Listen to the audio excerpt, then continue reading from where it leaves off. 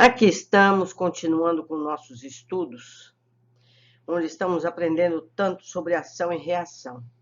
Hoje nós vamos ler o capítulo 17, Dívida Expirante. Era agora, num hospital em triste pavilhão de indigentes, a nova lição que Silas nos reservava. Ganhando o interior, diversos companheiros acolheram-nos gentis, e após saudações amigas, um deles, o atendente Lago, avançou para o mentor que nossos estudos cientificando. Assistente, o nosso Léo parece gastar os derradeiros recursos da resistência. Silas agradeceu a informação e explicou que vínhamos justamente para colaborar no descanso, de que se fazia credor. Com que direito julgarei assim meu próprio irmão? Se eu, alma necessitada de luz, não posso penetrar os divinos juízos da providência? Aquietara-se Léo em pranto, buscando internar a mente no templo de amor e prece. A humildade que se recolhia tocava meu coração. Ergui-me de olhos úmidos para sondar-lhe a grandeza d'alma. Não seria preciso alongar o interrogatório.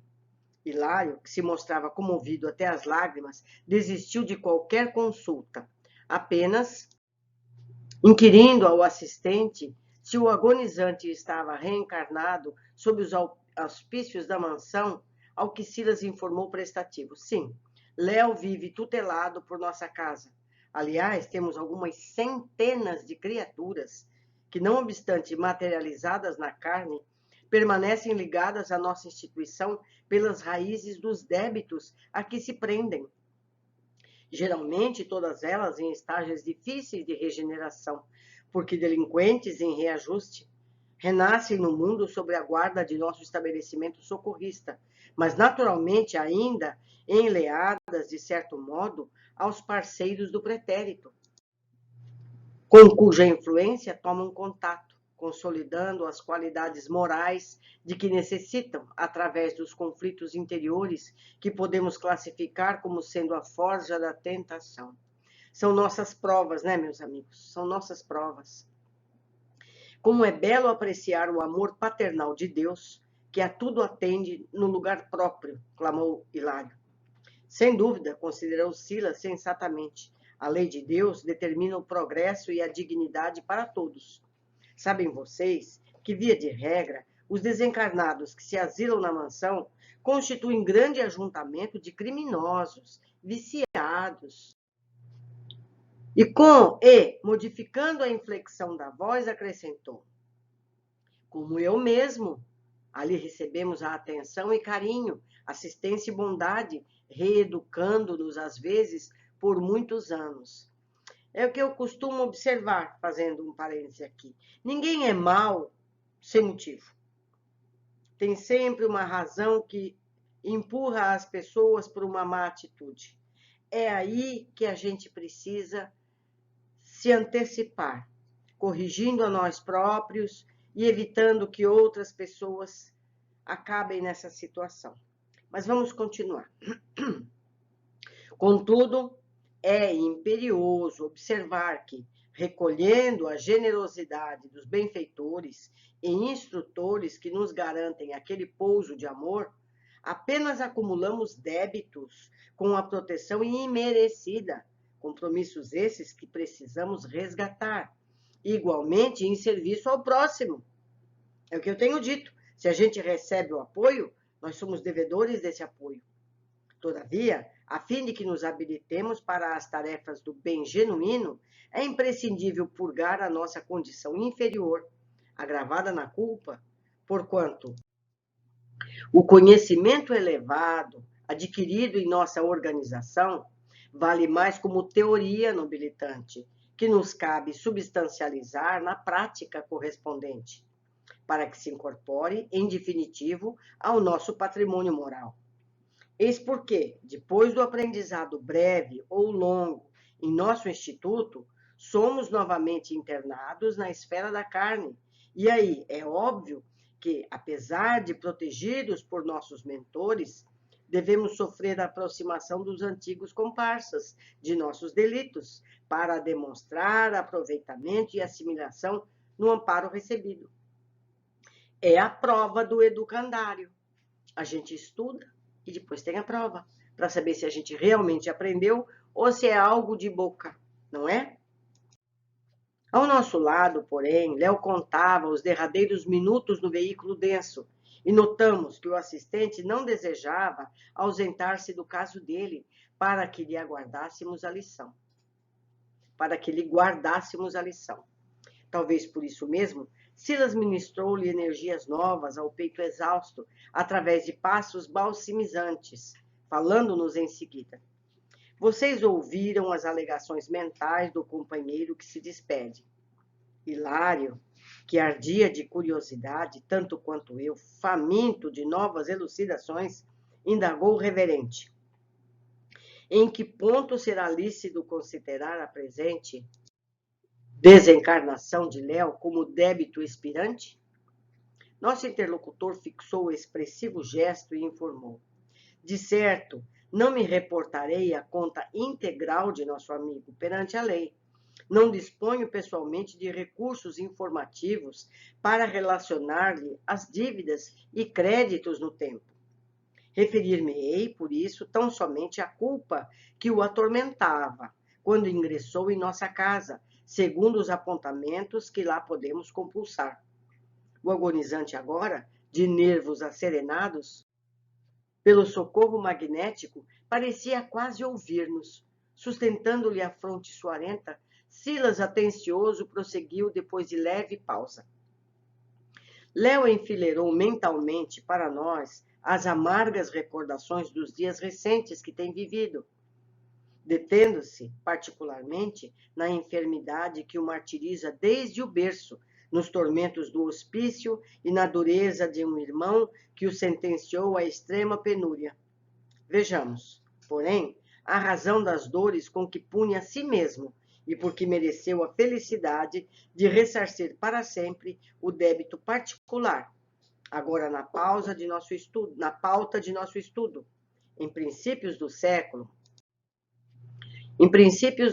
passado, era ele filho dileto de abastados fidalgos citadinos, que, desencarnados muito cedo, lhe confiaram o próprio irmão doente, o jovem Fernando, cuja existência fora marcada por incurável idiotia.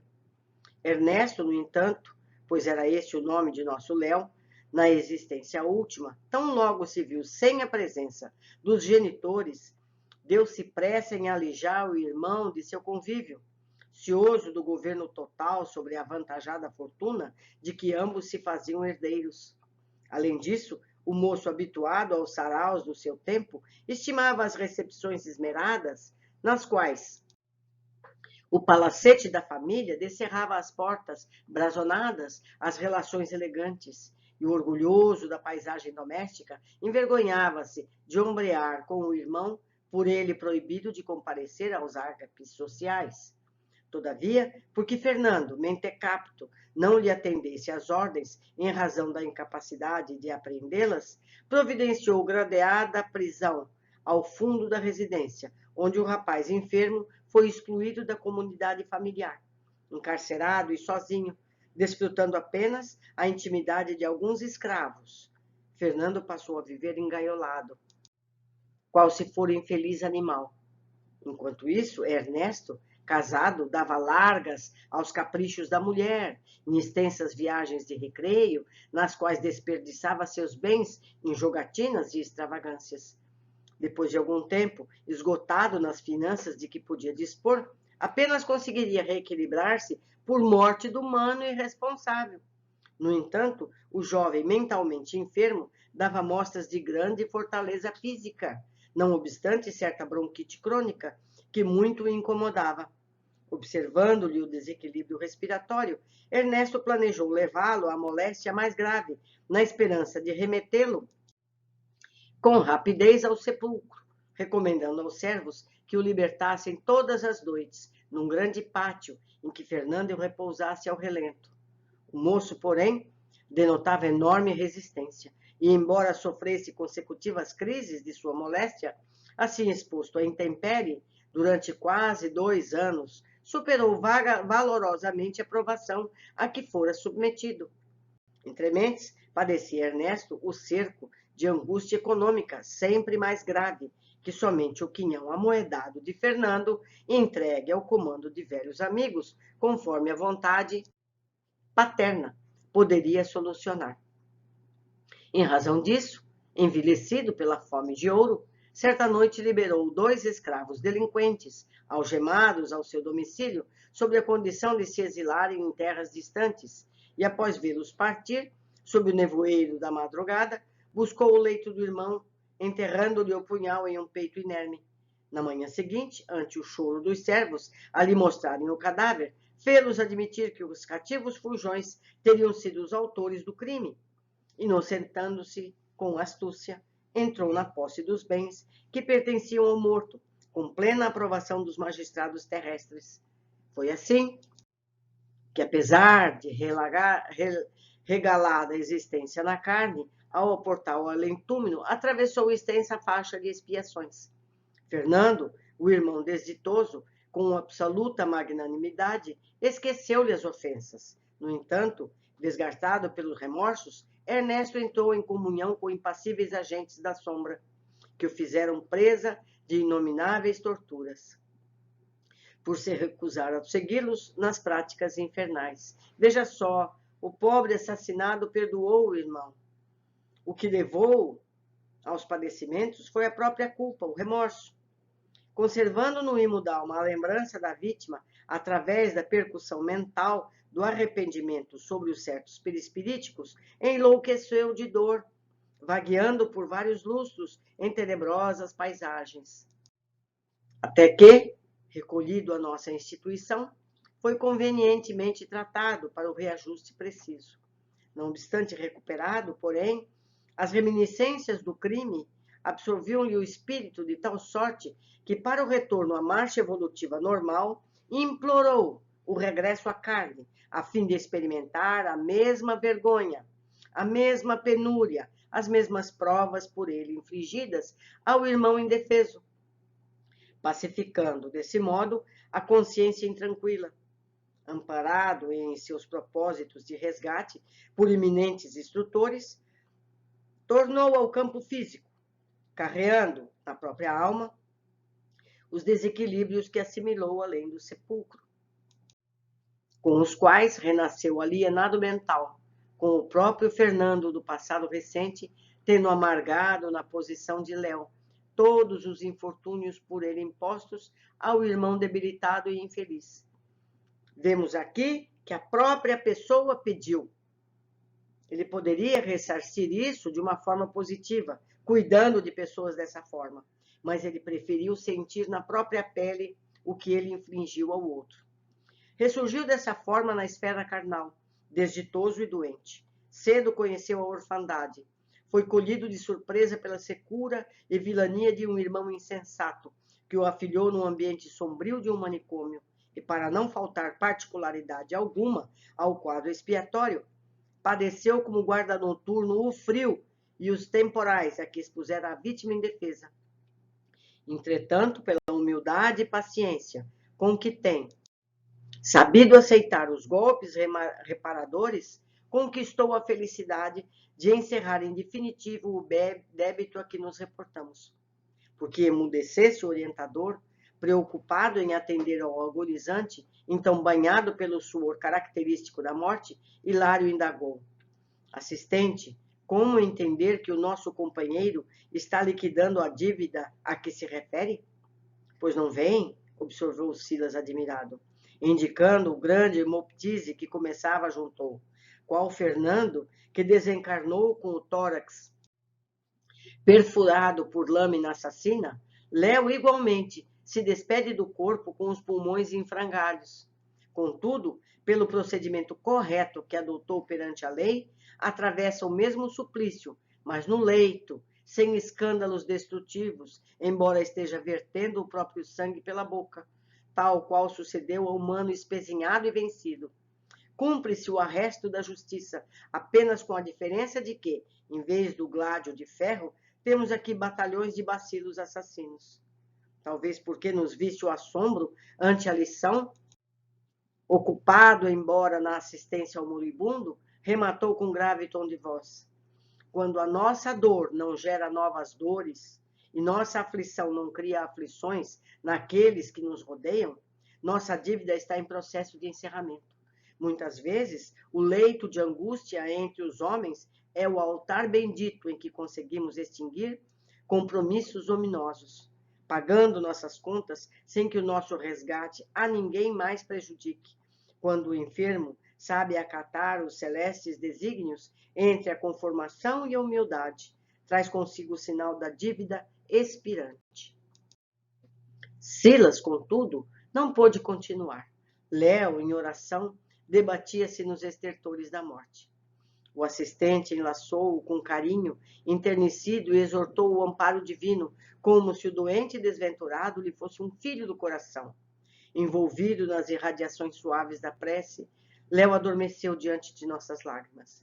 Porque perguntássemos quanto o motivo pelo qual não o arrebataríamos de imediato ao vaso cadavérico para transportá-lo conosco à mansão, o assistente informou-nos conciso: não dispomos de autoridade para desligá-lo do corpo.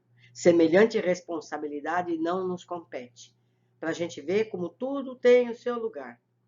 E comunicando aos vigilantes que os missionários da libertação viriam, em breves horas, em socorro do companheiro que descansava, meditativo e emocionado, propôs-nos regressar à mansão. Vimos aqui que belo exemplo de expiação escolhida por si mesmo e muito bem vivida e cumprida. Vamos à observação. Silas reforça que a mansão abriga criminosos que recebem ali oportunidades de reparar seus erros, muitas vezes com oportunidades imerecidas. É imperioso observar que, recolhendo a generosidade dos benfeitores e instrutores que nos garantem aquele pouso de amor, apenas acumulamos débitos com a proteção imerecida, compromissos esses que precisamos resgatar igualmente em serviço ao próximo. Seria como se recebessem um empréstimo em ajuda que depois precisa ser pago com ajuda a outros necessitados. Não é justo? O Pai Celestial quer que todos nós cresçamos. Então, esses infelizes que têm dificuldade em acertar por si mesmos, recebem essa ajuda. Será que nós mesmos, no passado, já não recebemos ajuda dessa natureza?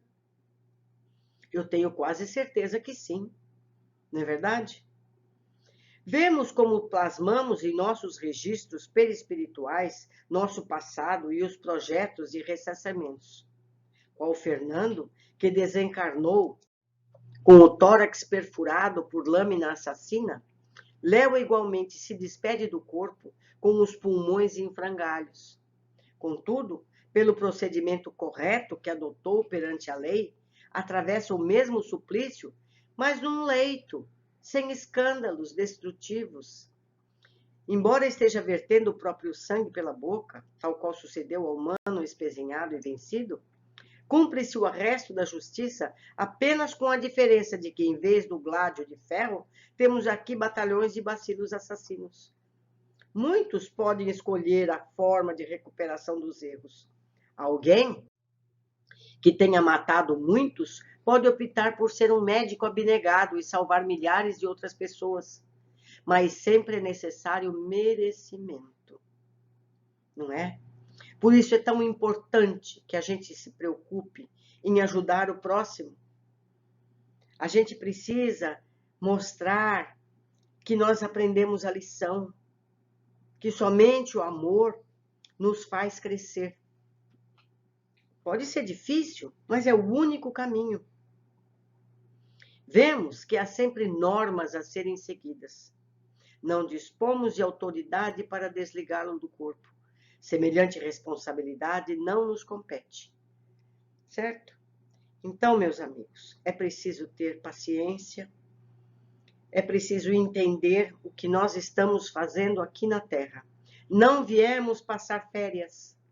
de modo algum. Não viemos aqui para grandes júbilos de facilidades. E temos visto em vários capítulos como a prova da riqueza é muito difícil.